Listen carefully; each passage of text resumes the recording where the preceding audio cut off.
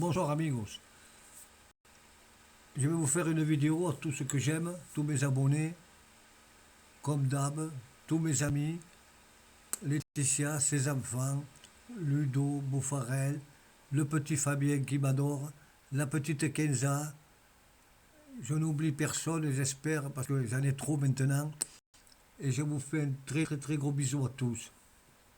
Alors, cette vidéo, avant de la faire, j'ai pris quelques précautions parce que je ne voudrais pas être censuré. Et on ne peut pas traiter d'un sujet comme ça à la légère et avoir des problèmes.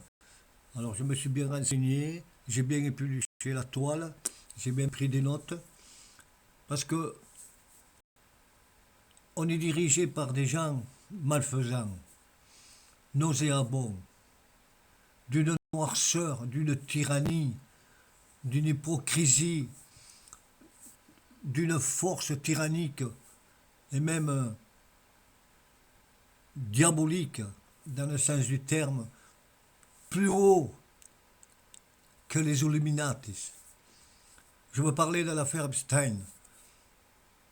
Et c'est un sujet très grave.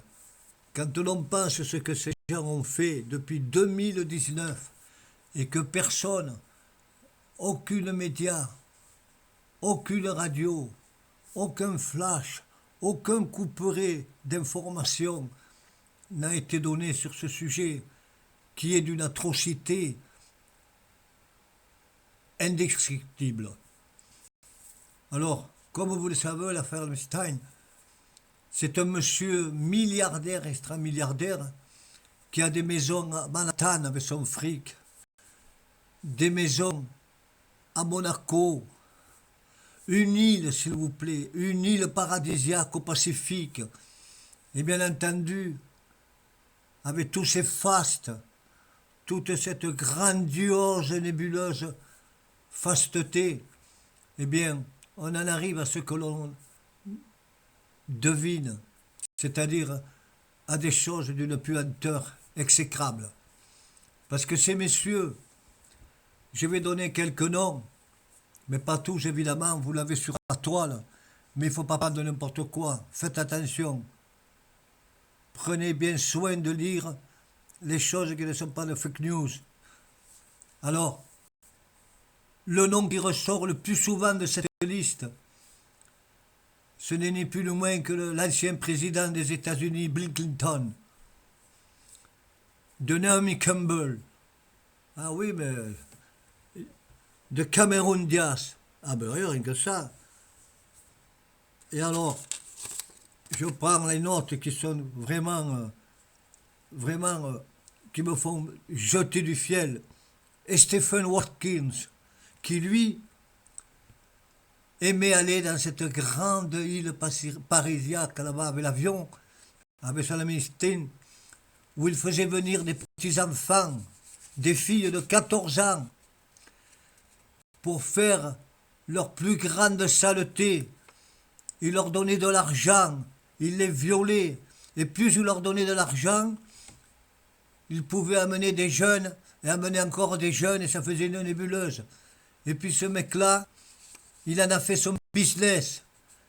Tous les grands de cette putain de monde, comme je vous ai dit, le prince Andrews lui-même, le frère du roi Charles d'Angleterre. Non mais vous vous rendez compte, je passe les autres, mais il y en a tellement que je vous donne quelques noms. Par exemple, Leonardo DiCaprio, ben oui, il faut pas s'emmerder, hein. Copperfield, mais quelle honte, mais quelle honte. Et tous ces gens-là ont été là-bas pour se gaver de frères, de chair fraîche de ces pauvres enfants, d'une grande, vraiment, je vais me répéter, atrocité. On ne peut pas aller au-delà d'enlever son âme au diable. Et personne n'en parle, tout le monde le sait. Et comme il y avait le président Trump qui était au courant de cela, il avait voulu le dévoiler, il avait mis Clinton et toute son affaire et tous ces asthmas-là, hein, il avait donné un petit peu en pâture. Eh bien, ils ont voulu l'abattre en la mettant sur la liste alors qu'il n'y est pour rien. Ce sont des voyous. Et M. Einstein, qu'on avait mis en prison, au bout de combien de temps? 13 mois simplement, parce qu'on avait enlevé et tout fait beaucoup d'affaires, bien sûr, avec tous ces grands. Hein? Eh bien, comme par hasard, pour pas qu'il balance, eh bien oui, pour pas qu'il balance, le jour de son procès, eh bien, on l'a retrouvé mort, comme par hasard, comme tant d'autres qui s'en est passé, et combien de milliers d'autres que l'on a fait sortir. Hein? Ils n'ont pas d'âme, ils n'ont plus rien.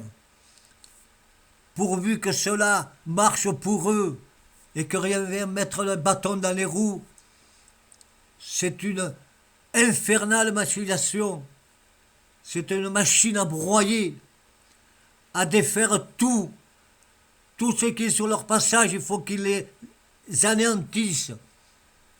Et nous, pauvres petits cons, excusez-moi, s'il y a des enfants qui écoutent la toile, les petits Français, Françaises, le petit peuple de tout pays, eh bien, si l'on vole une pomme, on vient nous mettre en garde à vue.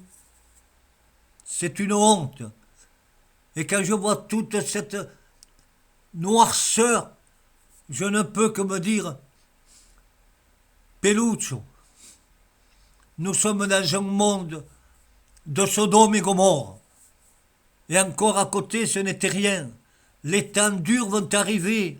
Il va y avoir de la rébellion. Il va y avoir des grandes choses sur cette terre qui vont se passer. Car ceux qui pensent du bien, de l'énergie, de bonnes choses, vont insuffler un vent nouveau sur cette terre et balayer tout ça. Il y a des guerres dans tous les sens. Il y a des voyous dans tous les côtés. Nous sommes commandés par des nantis, par des hommes impurs, dans tous les postes, où que ce soit, n'importe lequel, pour que nous soyons à leurs bottes, comme des pantins, des chiffons, ils en font ce que l'on veut. Et ensuite, une fois qu'ils nous ont complètement brisés, ils nous jettent comme un morceau de paille, pour ne pas être poli.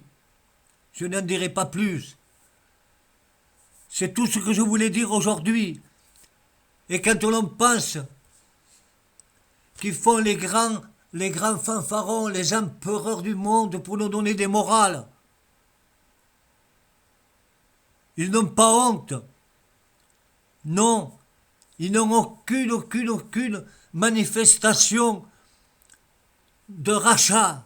Au contraire, ils veulent encore plus. Il n'y a qu'à voir M. Macron, lui qui a été, vous savez, à Davos là-bas, et au Bilderberg, et M. Attal aussi, c'est été le plus jeune Premier ministre de la France. Hein? Mais pensons-en là-dessus, qui a été lui aussi au Bilderberg. Et voilà où on l'a mis maintenant, Premier ministre. Pourquoi? Parce que les riches là, tous ces puissants, tous ces arrogants, tous ces grands infâmes, veulent complètement nous détruire. Et monsieur le maire, ah ben oui, il est beau, hein, mais lui, par rapport à tous ces gens-là, il est un stade au-dessous, mais il est commandé par cette caste. Non, l'électricité, vous avez vu, je vous avais promis, il n'y aura pas 10%, 9,88%, mais c'est pas une augmentation, mes frères. Ah ben non, c'est un rattrapage. Non mais attendez, ils nous prennent pour des cons. Ils veulent nous tuer. Déjà, ils disent qu'en 2025, ils ont prévu une augmentation de 10, 15%, et une autre encore. Et comment allons-nous payer? Comment allons-nous vivre? Comment les petits Français vont s'en sortir avec le SMIC? Ils vont nous enlever tout, la peau, les os, et on n'aura plus rien. Réveillons-nous. Heureusement que maintenant, il y a un petit peu d'amertume qui se soulève avec les agriculteurs, les pauvres qui travaillent 70 heures, 80 heures par semaine pour tout un petit pécule de 400, 500, 700 euros. Et les millions de Français à qui on avait promis une retraite à peu près légale, de quoi vivre. On leur donne 1000 euros pour vivre, ce n'est pas vrai, ils n'ont que 800 euros. Nous sommes dans un monde de maudits, de voyous, d'ingrats, de sclérats, de bandits, d'une chose faramineuse, une souillure impossible. Il va falloir sortir de tout ça, et croyez-moi, l'année 2024 va être une grande année pour nous, du renouveau, de la clarté, de la lumière, de l'espoir, de l'amour et de la fraternité. Bon, mes amis, podemos et soyons forts, courage, on vous aime.